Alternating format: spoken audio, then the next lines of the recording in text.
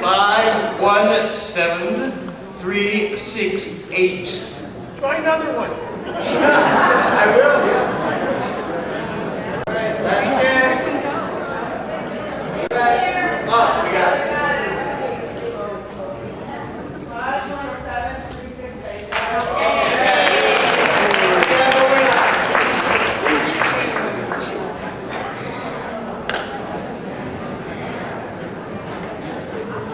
I'd like to welcome you to the Toronto Jewish Film Festival and the Three Lenny Sidebar Series. This is the first in our films on Leonard Bernstein, and we are extraordinarily honored to have Alexander Bernstein here. I'm going to just talk very briefly about the film, Leonard Bernstein, Reaching for the Note, that you'll be seeing. It's probably the most comprehensive portrait of Leonard Bernstein on film, and it's absolutely extraordinary. It was the film that I always loved Leonard Bernstein, but seeing him in the context of this documentary film, which shows his passion and his love of learning and people and communication and his genius, is absolutely awe-inspiring. It was made by Susan Lacey for PBS television, and just to let you know that there will be probably station IDs on the print, and it has to be shown that way as a condition of license for the film. Let me tell you about Alexander. Alexander Bernstein is the founding chairman of the Leonard Bernstein Center for Learning, and its signature program of it's called Artful Learning. You'll be learning more about the program in the next couple of days. It's an incredible program dedicated to stimulating and deepening academic learning through the arts. And we're also very honored to have another guest in our audience. One of the instructors in the Artful Learning program lives in Toronto, which is really terrific. Her name is Allison Kenny Guardhouse, and I wonder if, Allison, you can just stand up and identify yourself so people know who you are.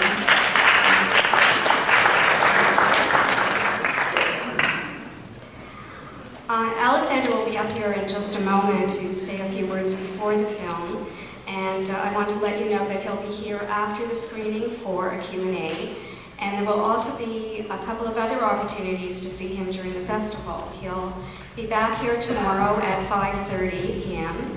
for the screening of Leonard Bernstein, A Total Embrace, which is an absolutely beautiful film made by Alexander's sister, Nina Bernstein Simmons, about the educational legacy of their father, and I really encourage you to come back for that. And after that screening, Alexander will be in conversation with writer broadcaster Phillips, so be sure and come back. We'll also be screening tomorrow the Al Green Journey to Jerusalem, A Journey to Jerusalem, which is a really rare print that we were very lucky to get on loan from the Steven Spielberg Jewish Film Archives in Jerusalem. It is, and one more opportunity to see Alexander. Actually, I was thinking about this, and I'm sure that there are shots of you as a kid, Alexander, in a lot of the films that we're showing too. But Alexander is also in the making of West Side Story, which will be showing on Sunday, the final Sunday, May 14th. And he was a member of the recording session as a cast member and a speaking part. So there you go. It is my great pleasure to introduce you to Alexander Bernstein.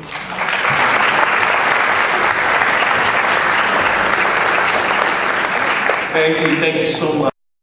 I'm so happy to be here in this wonderful city, and everyone's been so welcoming and hospitable, and Ellie and Helen, it's just been terrific.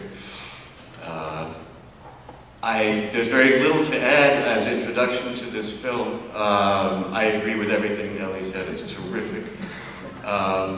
As they were making it, Susan Lacey, the producer and director, really became a part of our lives. She was around us a lot, and was really wonderful about it. Not really intrusive, and full of humor and warmth. And I think that really comes through in the film. They did a very, very good job. So I hope you enjoy it, and I'll be happy to take some questions if you have any after we see it. Thank you.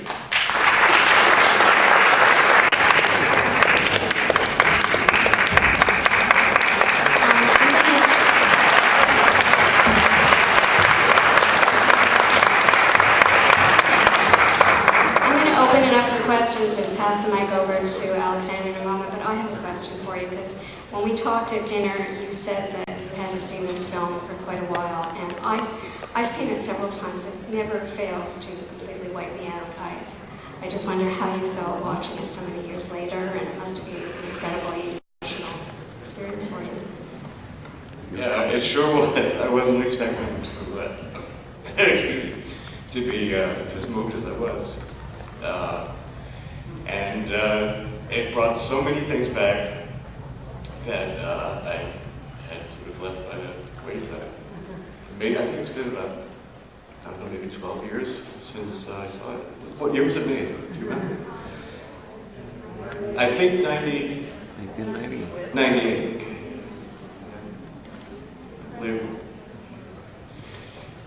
Anyway, if anybody has a question, be happy to answer or try. Right here. Yes, hello.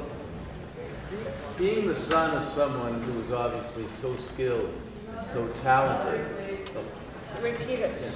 I'll repeat it. Being the son of someone who is obviously so skilled and so talented and so famous and so loved and adored, so exceptional, and yet obviously someone who also was traumatized by such doubts and demons and difficulties. How was it for you as son to deal with that? The question is, how was it for me to deal with somebody who was so skilled and successful and yet also tormented and so on? The thing is, I had nothing to compare it to. You know, it was just, that was the world that I knew. And, you know, obviously there was some of it that was hard. There was a lot of, you know, growing up in the shadow of and all of that, but I wouldn't trade it in for anything. And, you know, it was an amazing way to grow up, looking back on it. You know, as I was growing up, that was just the way life was, and I accepted it and had a lot of joy in it. And so not so much joy like anybody. But it's very hard to say that it was more or less fraught than any other kid growing up. Anyway.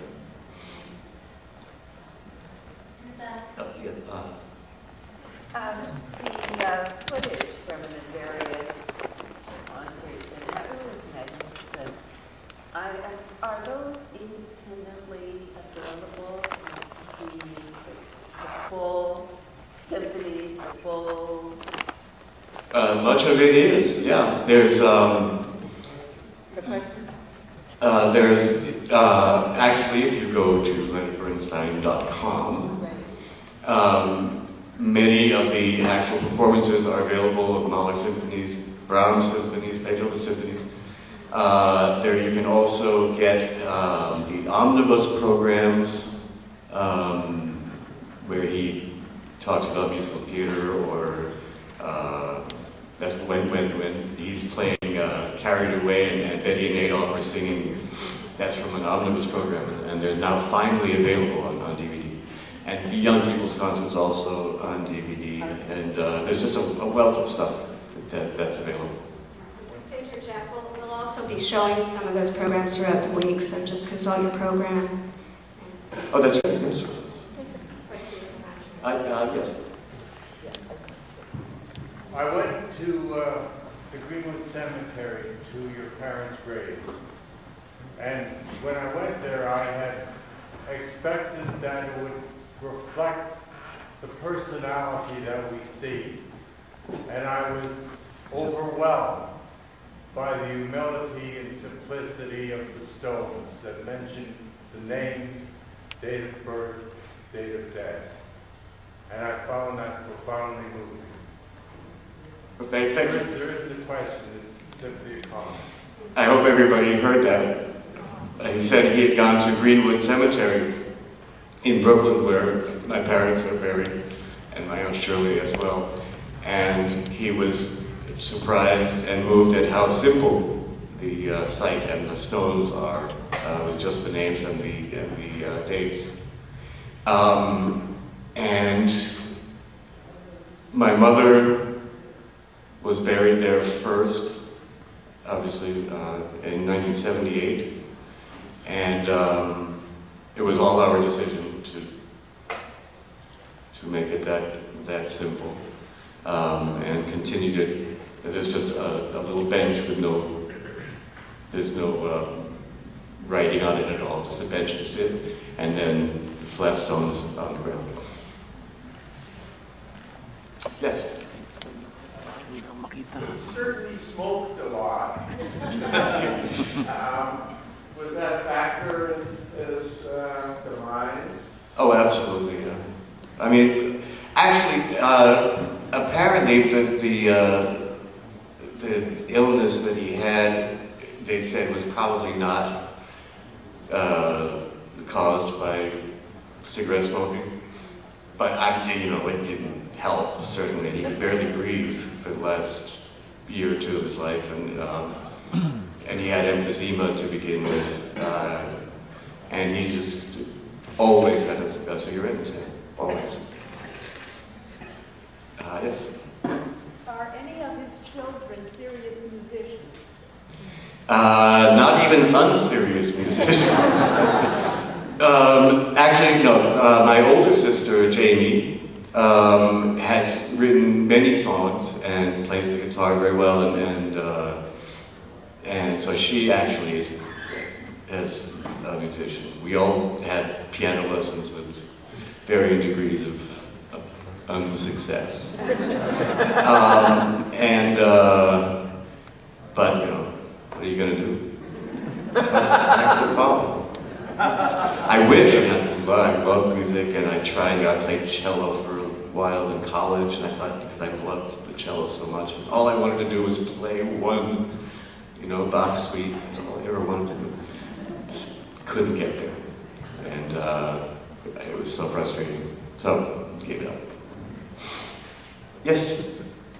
When you were a child taking lessons, did your father teach you piano initially, or did they send you to another teacher? No, he never taught me piano. That would have been really hard, but my first piano teacher was actually his first piano teacher, a woman named Helen Coates, who later on in his life became his secretary and was a fixture around our house.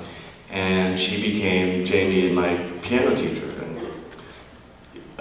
It was misery. It was terrible. And I never practiced, and really kind of resented her being there in the first place. And she was, of course, panic-stricken about teaching us, and so the pressure was on her, and it was terrible. But he did teach Jamie sort of theory and talked to her a lot about music. And by the time I came around, I think he assumed that since he had taught Jamie all this stuff, that I somehow by osmosis would know it already. So I never got taught all the theory that Jamie did. Yes? I heard when he was going to Israel that someone had said of your dad's mom that she had said once, "How did I know he was going to grow up to be Leonard Bernstein?" It was actually his father. Oh, it was his dad. Who was being interviewed one time and was being asked about, not wanting my father to be a professional musician, and that he wouldn't pay for his sheet music and wouldn't pay for his piano lessons. And my grandfather said, "Well, how was I supposed to know he would grow up to be Leonard Bernstein?" Perfectly reasonable point. Yes? For many composers and musicians, your dad is perfection, and to see this documentary about his insecurities, for me, is shocking, because he's already... So, did he have contemporaries that he felt in competition with? Like, was there any other conductors or composers that he would measure his own success on? The question is, did he feel in competition with any other composers or conductors who were his contemporaries? The answer is absolutely yes. And he was kind of unashamed about it. I mean, he would talk about Herbert von Karajan with real, kind of spite. He loved, he went to Berlin to conduct one time, and it was a big success. He said, take that, Herbert. and the fact that he sort of owned Vienna, I think he really, loved that he could do that, and Karajan couldn't. And as far as composing is concerned, I think the film goes into it very well.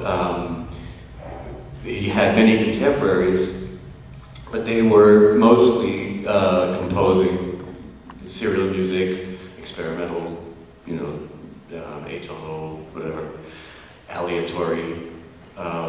And so he rued not being accepted. But I think he kind of knew that in the end he would be, and would be remembered more than they were. People like Walter Piston or William Schumann, people like that.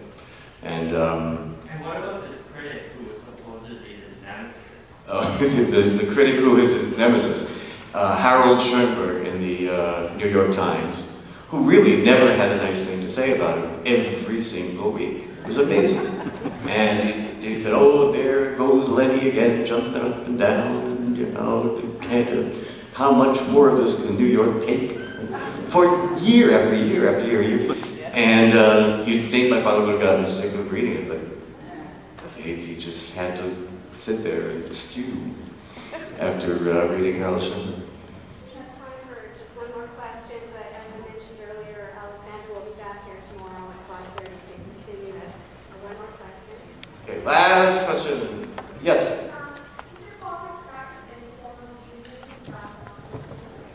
Yeah. I mean, he didn't practice all the time, but he sure knew his stuff. He knew, he could read and sing all prayers. And he would take me on Yom Kippur. We would go, what he called shul hopping. We would go to various synagogues around where he liked the cantors. And all over Manhattan. And we would go to like 5 or 6 of them, and some of them, the Orthodox ones, we would go around in a car, in his chauffeur-driven car. So we'd have to stop the car a block away and walk. But I was bar mitzvahed up in Boston just before my grandfather died, and so there was that, and we always had seders, and we still do have seders. But more than that, not. But as you can tell, my father was very, very steeped in the tradition, and carried a Bible with him wherever he went. He had, wherever he went on tour, he had a few books that he carried: a Bible, Chambers Dictionary, Alice in Wonderland, and whatever else he happened to be reading at the time. But those are the 3 main things.